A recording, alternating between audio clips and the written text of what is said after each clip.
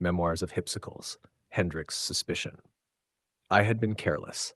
The Dutchman has no secrets. Its boards creak like gossiping tongues, its mists carry whispers where no ears should hear.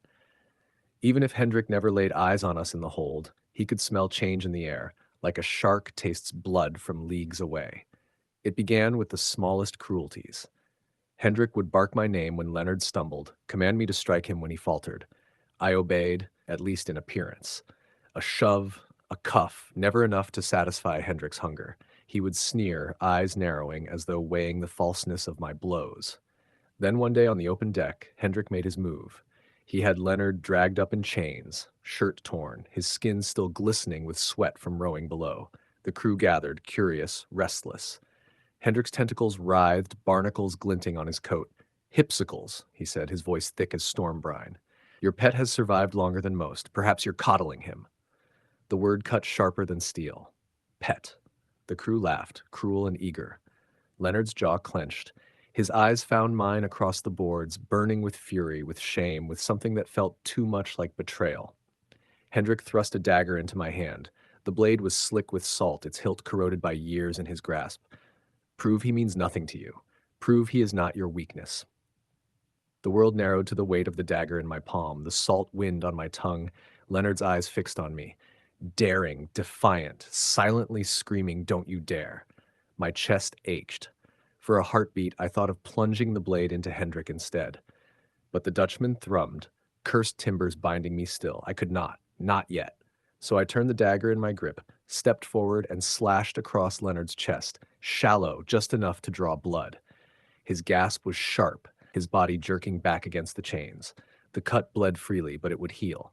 I knew it would heal. Hendrik's eyes narrowed. Then he laughed, booming, delighted. "Good, perhaps you're not so soft after all." The crew roared their approval, jeering at Leonard's blood, spitting oaths into the sea. Hendrik turned away, satisfied for the moment. But Leonard, his gaze seared into me, hotter than Hendrik's lash. Green fire, pain, betrayal, but beneath it, the faintest flicker of something else. Understanding, perhaps. He had seen my hand tremble. He had felt how shallow the blade had kissed. Later, when the deck was empty and he sat bleeding in the hold, I came to him with linen. I knelt, reaching for the cut. He slapped my hand away with what strength he had left. "Don't touch me. Leon, you did it." His voice was ragged, bitter. "You cut me, Hypsy. Maybe not deep, but you cut me all the same." I swallowed the ache in my throat. If I hadn't, Hendrik would have done worse. He laughed then, sharp and cruel. Always excuses, always poison dressed as mercy. I wanted to defend myself, to tell him that one day soon, I would turn that blade on Hendrik, even if it damned us both.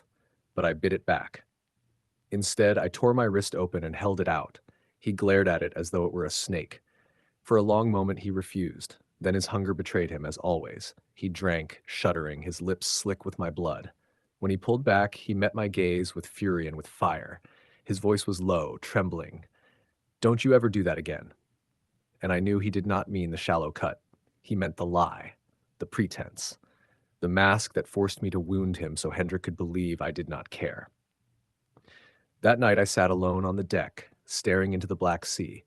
The stars reflected in the waves, cold and unblinking, and I swore to them that one day I would carve Hendrik's heart from his chest.